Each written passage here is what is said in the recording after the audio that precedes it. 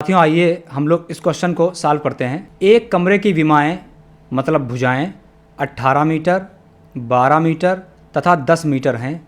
बड़ा से बड़ा पैमाना ज्ञात कीजिए जिससे तीनों विमाएं पूरी नापी जा सकें। देखिए सवाल, पहले हम लोग सवाल समझ लेते हैं क्या है, उसके बाद में देखिए सवाल में कहीं नहीं लिखा है कि इसका लासा निकालना है या मासा निकालना है। ठीक है, तो आप मासा लगाते हैं आप, तो उस एक्सरसाइज में मासा के सवाल दिए होते हैं तो आप सोचते हैं इसका मासा निकालना होगा, लेकिन अचानक सवाल अगर आ जाइए तो हम कैसे जानेंगे क्या है। देखिए आप जानते हैं कि जो कमरा होता है उसमें 3 भुजाएं होती हैं, एक लंबाई होती है, एक चौड़ाई होती है और एक ऊंचाई होती है। एक भुजा 18 मीटर दी है, एक 12 मीटर दी है, 12 मीटर, 18 मीटर और एक 10 मीटर दी है। ठीक,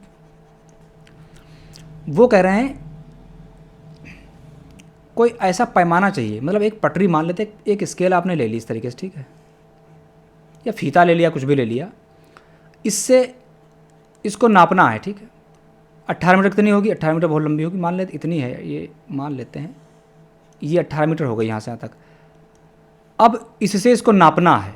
ठीक, तो बताइए अगर ये 6 मीटर की हुई, अब मान लेते हैं अगर 6 मीटर की है ये, तो आप इससे यहाँ से रखेंगे, 6 मीटर नापी हमने यहाँ तक, फिर 6 मीटर नाप ली यहाँ तक, फिर 6, भाई 6 3 18, 3 बार नापेंगे हो जाएगा। 12 को नापना हो अगर, इसे मान ली एक भुजा 12 है, ये कमरे की एक चौड़ाई, और 6 मीटर से हमारे पास पैमाना 6 मीटर का है, तो नापें, तो आपने 6 मीटर का यहाँ तक नाप लिया 6, फिर 6 नाप लिया, तो 6 मीटर वाले से ये भी नप जाएगी, ये भी नप जाएगी, लेकिन 10 मीटर को क्या करेंगे, मान ले 10 मीटर की ये है।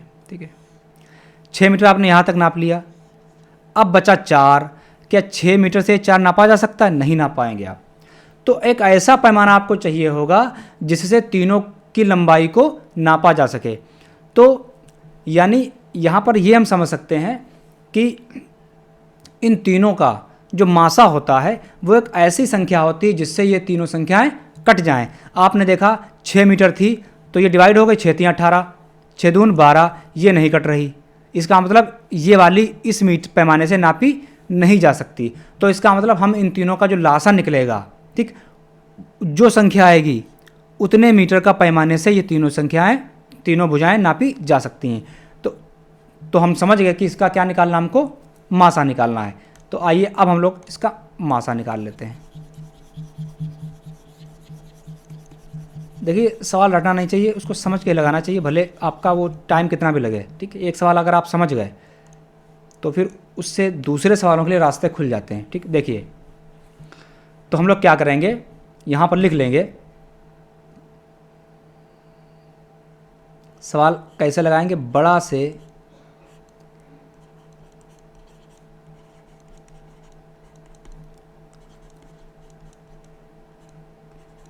पैमाने की